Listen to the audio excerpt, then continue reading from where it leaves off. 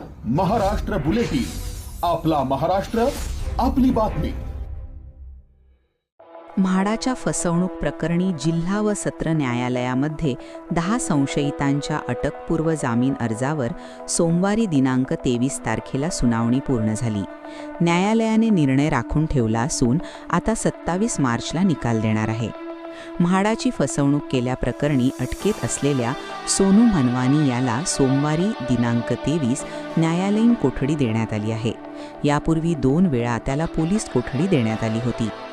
दोघाही पक्षातर्फे जोरदार युक्तिवाद करण्यात आला. जवळपास 3 तास युक्तिवाद झाला. न्यायाधीश के पाटील यांच्याकडे सुनावणी झाली. ज्यांच्या जामीन अर्जावर आता 27 मार्चला सुनावणी होणार आहे.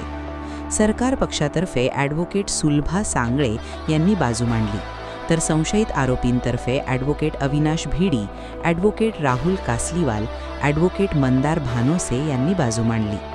म्हाडा फसवणूक प्रकरणी संशयितांचा प्रत्यक्षपणे कुठेही सहभाग दिसत नसून बरीचशी चौकशी झाली आहे. नंतरच्या चौकशीला देखील आमचे अर्जदार न्यायालय तसेच पोलिसांना सहकार्य करून हजेरी लावतील.